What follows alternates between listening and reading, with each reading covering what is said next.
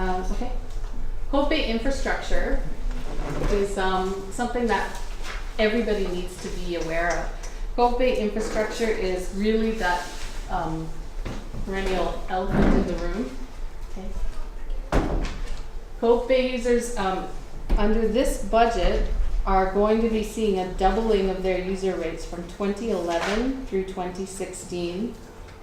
A significant drawdown of established reserve funds. And they're also going to be looking to secure grants or else debt in order to pay for some of these capital infrastructure requirements that are planned in the 5-year plan. Okay. Grafton Lake Dam remediation. This is a little illustrative sample of, actually, it's kind of ironic because beavers really are part of the problem with Grafton Lake. Okay. So things happen in other places that have nothing to do with us and we can't control, but we see the impact of them. In 2000 we had Walkerton, Ontario, and if you remember that, there were 7 people died there and 2,500 people got sick when water treatment wasn't properly carried out and the system became infected. Grafton Lake Dam is a project that needs to be done as a result of the June 2010 flood near Oliver, BC. And that happened, it destroyed 6 properties and did millions of dollars of damage. And luckily there was no loss of life. But the result of that was the province went around and inspected all of the dams in the province.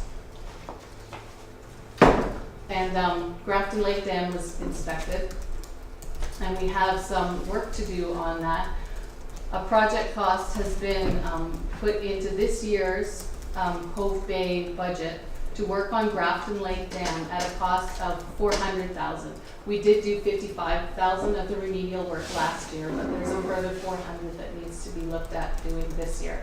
So we've put that in the budget, and we are proposing to take that from Cove Bay reserve funds. Second project coming down the pipe, so to speak, for Cove Bay is the asbestos pipe that's located in Deep Bay and Snug Point. And Bob, our utilities manager, I think his epitaph will say, is there water squirting out of it? Because he won't dig up a pipe and replace it unless it is beyond repair. He will repair it and repair it and repair it until it's not longer repairable. The problem with asbestos pipe is that you can't repair it. You need to leave it in the ground where it is, dig a trench, and lay a new pipe next to it because of the hazardous handling issues with asbestos pipe. And all of that pipe in Deep Bay and Snug Point has reached the end of its useful life. We've budgeted this year in Cove Bay to spend $125,000 on preliminary drawings, and reaching out to years 3 through 5, we have a further $500,000 in the budget to complete the new water distribution system with new pipe in there. Grafton Lake Supply Line, again, is another main connector between Grafton Lake and the entire cove.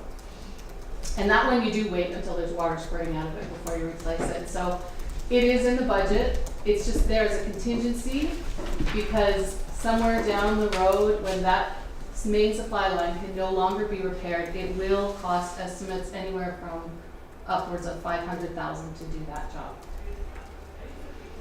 Cove Bay Water faces regulatory issues. It faces issues surrounding the ability to expand boundaries to increase its capacity. Grafton Lake Supply, there's engineering studies out there that says in a 1 in 10 year drought, Grafton Lake doesn't have capacity to service all of the existing users on that system. So down the road, we may be looking at doing things to increase Grafton Lake supply. And something else that Cove Bay Long Range Plan has recommended is that Grafton Lake, we install a filtration plant to service the water there. And I just pulled this out of the Vancouver Sun over the weekend, and it's quite interesting and it's quite current. in that there are federal health standards that have been drafted and they're on the table to reduce turbidity from something it's a measurement of 5 units down to 1 unit. And systems that don't meet those standards are going to be required to install filtration. Now these are draft, they're on the table, and it doesn't necessarily mean that the province would follow suit and adopt those same recommendations, but it is out there. The need to perhaps install a water filtration plant on Grafton Lake has to be considered. And you can do that. And one more.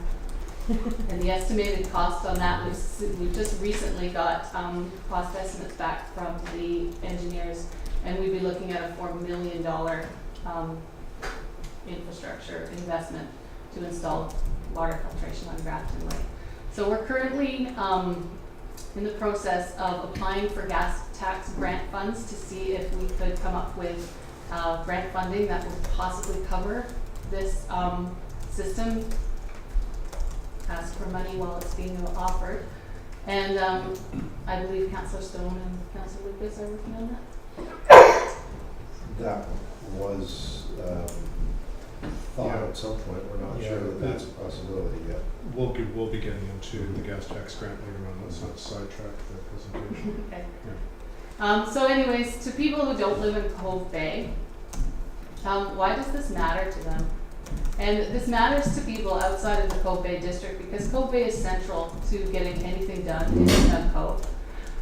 Extending boundary lines around our surplus lands directly impacts the market value of those lands, and having adequate capacity to service a future community center. All of these issues directly affect every islander.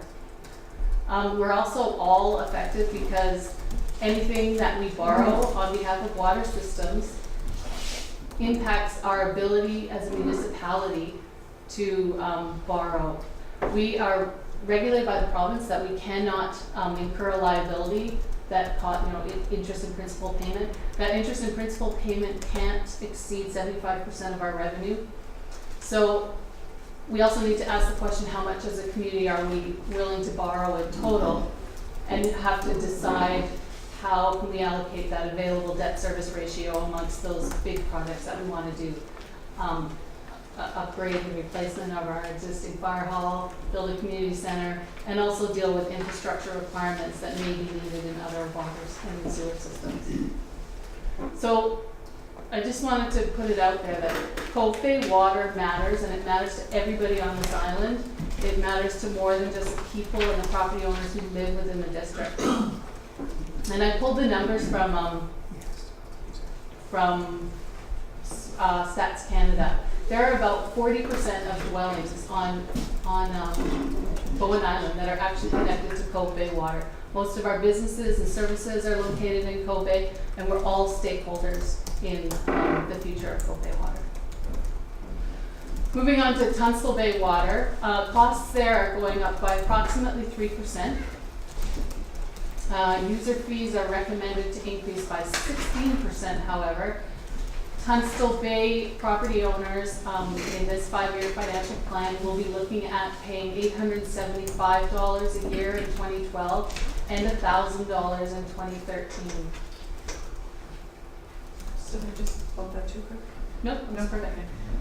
In Tunstall Bay, under the 5-year plan, we will be collecting $111,000 from 127 users. The total operations budget is $54,000. They have about, on the next slide, they have about 39,000 of capital projects to undergo this year. These include just small projects, replacement of pumps and messenger cables between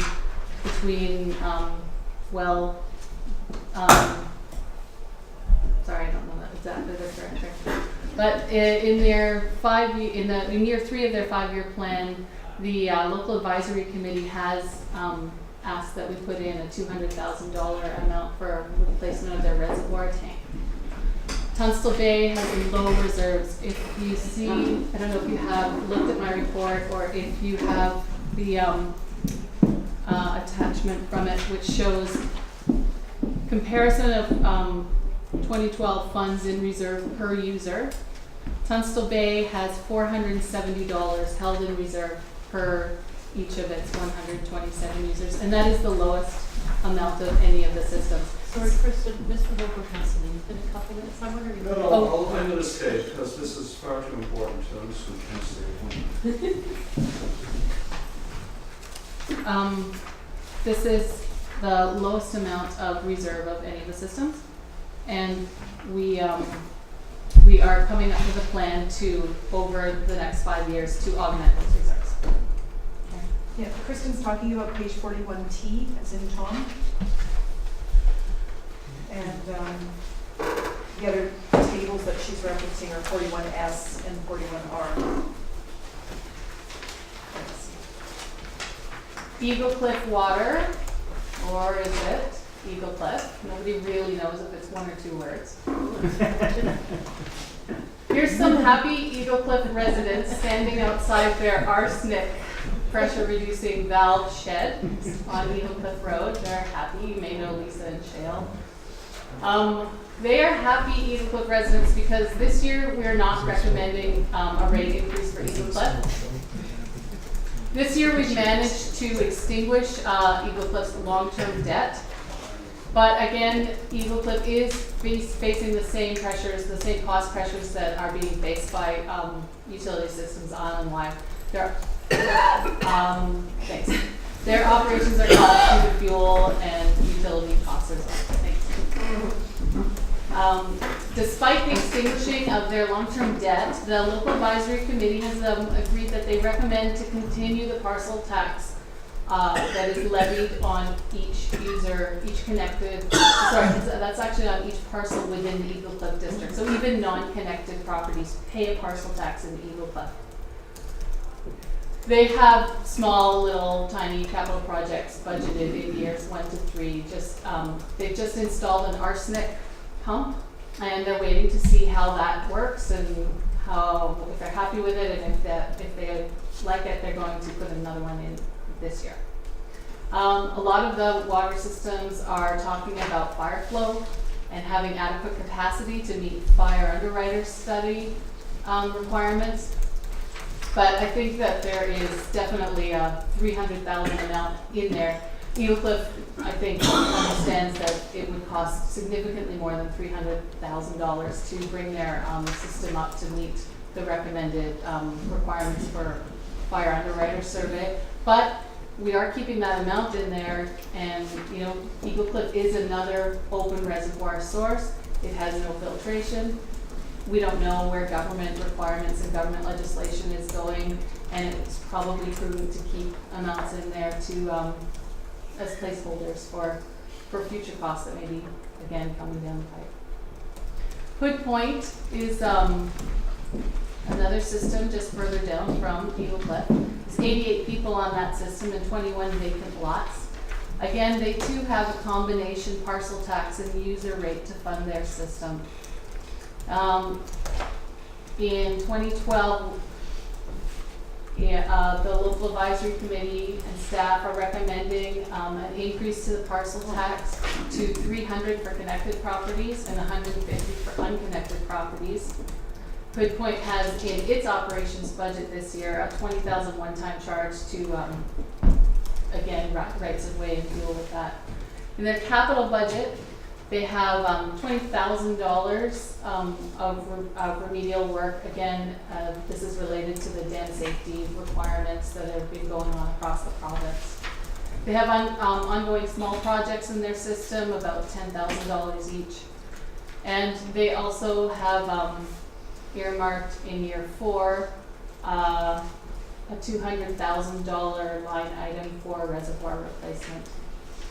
In year 4 and 5, they're looking at replacing a chlorine shed and various small equipment. King Edward Bay, Bowen Bay, and Blue Water Park. And can I just read the middle paragraph of my report? So Bowen Bay and Blue Water Park have each held one separate and 3 joint meetings with staff since mid-December. To date, these meetings have been conducted with a view to future formal amalgamation of the King Edward Bay, Bowen Bay, and Blue Water Park local service areas. However, it is important to note that at this point, these systems operate and are accounted for as separate entities, each with their own budgets and surplus and reserve funds. In the early stages of discussions, the Blue Water Park Local Advisory Committee reiterated the need for daily consumption limits imposed on all users of a shared system. This was a significant issue during the amalgamation discussions in 2008, which resulted in Bowen Bay remaining separate. During the joint meeting held January 11, 2012, committee members were able to reach consensus on daily limits and overuse rates, and these mutually agreed upon metered rates are included in the newly proposed rate bylaw. In the minutes of the meeting held February 22, 2012, the committee members reached consensus that staff should prepare a shared operational budget and one common bylaw to establish uniform rates in all 3 local service areas. And the reasons for actually combining operations among these 3 systems is are quite strong. They are contiguous; they're right next to each other. Blue Water Park has insufficient supply to meet its water demands in the summer.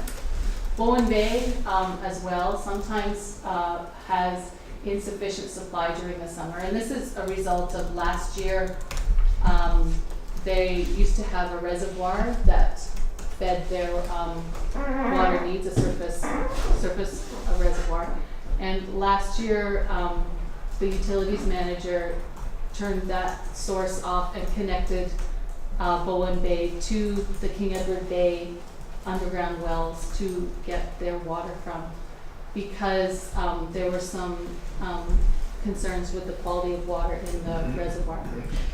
Bowen Bay also has its own wells and produces adequate supply during the winter months, but sometimes faces shortages in the summer. King Edward Bay has surplus supply and just not enough people on the system to pay for it. So the synergies there are combining the operations, and that would provide more capital funds for the infrastructure needs in all of the systems, plus guarantee adequate supply for all users. There's 252 people on that system, not between the 3 systems, there's 252 people. So I just wanted to throw a quick table up to show how I arrived at the numbers for that system.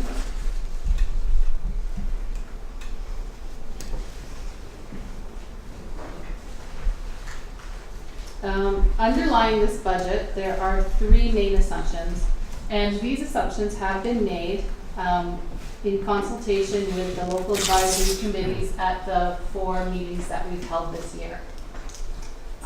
First underlying assumption, I just want to look at total operations costs for the 3 combined systems in 2011 was budgeted at $106,000, and in 2012 we are budgeting that amount to be $110,000.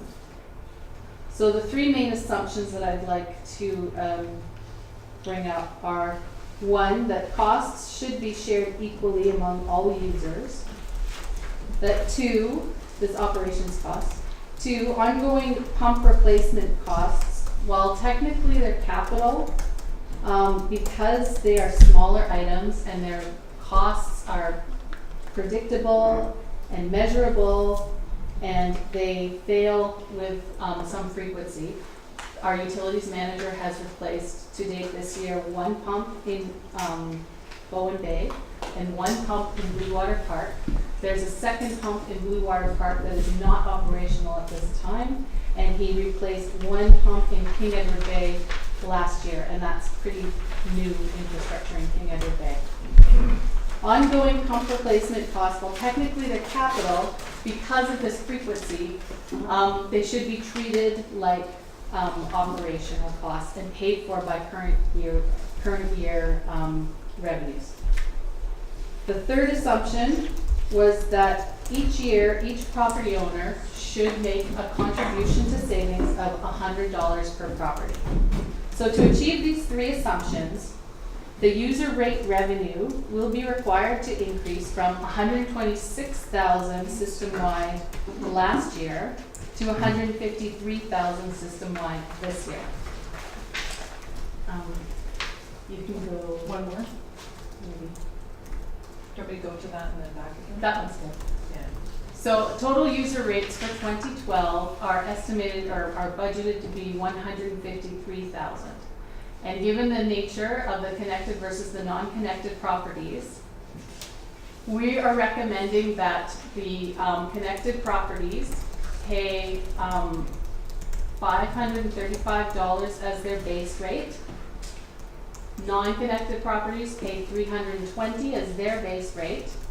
And the contribution on top that all properties will pay equally will be $100, and that will generate $153,000 for revenues combined system-wide. You can go to, I talked about the costs, so you can go there. Capital spending in Blue Water Park. In year one, we are budgeting $5,000 for SCADA, and that is, it's cell phone technology, communications technology that allows our utilities manager to log into his computer and check water levels in the tanks and decide if there's any intervention that's needed or maybe a pump's gone down or a leak or something. So we're proposing that, as the other two systems already have that system installed, that Blue Water Park would be responsible to make that investment and pay $5,000 to install that technology. In year 5, the only other capital in Blue Water Park's budget that we're budgeting is a year 5. They're looking at replacing their 30-year-old reservoir.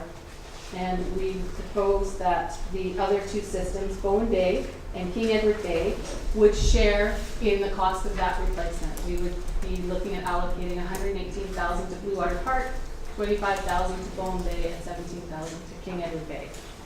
And the reservoirs at the end of that private road. Capital spending for Bowen Bay. Bowen Bay at the end of last year installed those 2 5,000-gallon tanks. We are recommending that Bowen Bay install 2 new 5,000-gallon tanks, bringing the total to 4 for an estimated cost of $12,000. And again, this is sort of like an initial capital investment required to bring Bowen Bay total storage capacity up to 20,000 gallons. And, oh, sorry, I didn't talk about King Edward Bay. Can you just go back one second? So the only capital spending in King Edward Bay that we are looking at are the costs to do the ongoing pump replacements and fluorine pump replacements at an annual cost to them of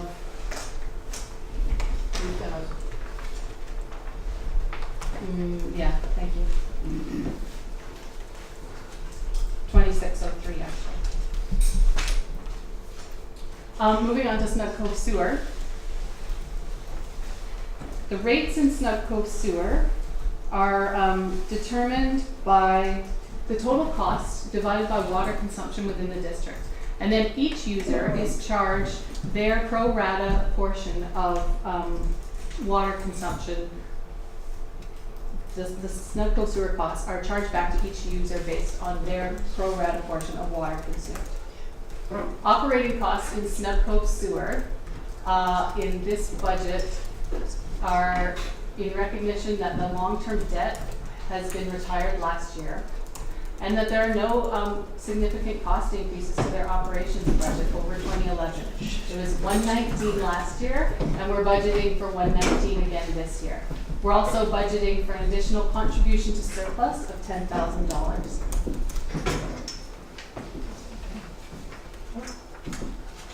Snug Cove Sewer capital. Their budget includes $30,000 of work that's still to complete from the sewer treatment plant expansion.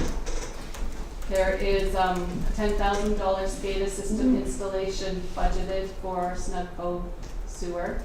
And we're looking at about $6,000 of small pumping equipment being installed over the next 5 years.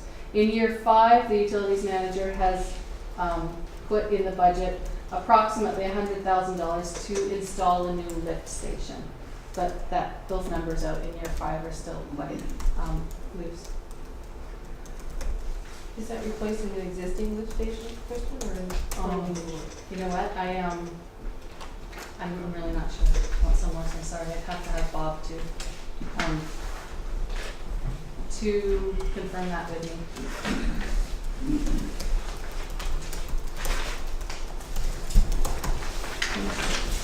Report. No. Sorry.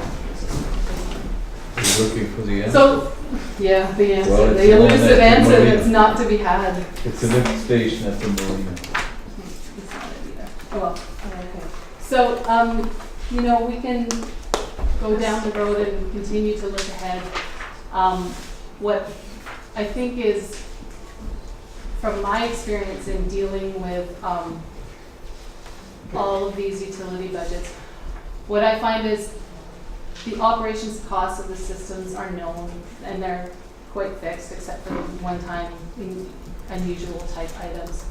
The capital costs may not all be known, but they too, there's less elasticity in those. Where we do have a lot of elasticity is how much do we contribute to reserves among each of these systems. And that is the amount, and that is what I think could help future budget discussions with utilities, is if we went to work and established an island-wide reserve fund policy for each system. And that way it sort of takes a little bit of the acrimony out of making suggestions that systems contribute to their reserves to increase them and augment them. Kristen, when we developed the county budgeting policies, the intent was that those statements that adequate reserves for capital replacement, et cetera, be maintained, were to apply to the utilities equally as to the general operations of the municipality. Yeah, I guess what I was thinking of was something maybe a little more concrete, like we could try a policy whereby systems were required to work towards a percentage of operating costs held in reserve, that type of thing. And then they would be, you know, exclusive to each system, recognizing the costs involved in each system. And of course, then there's judgment needed based on capital things down the road, whether reserves would be required to be augmented in excess of that. But I think that having some of those policies in place really sort of sets a framework for budget discussions and gives us some guidance as to where we need to try and get these systems to be so that they are financially sustainable in And the one of the other future. policies is that 50% of your operations be held in surplus to pay for your working capital. Yeah, Both of those we require do, well, we funding. do have Yeah. systems that aren't doing that. Kristen, we're running, sorry, Oh, we're sorry. running way behind here. Okay, Okay, maybe at this point in time, we can ask Mr. Holbrook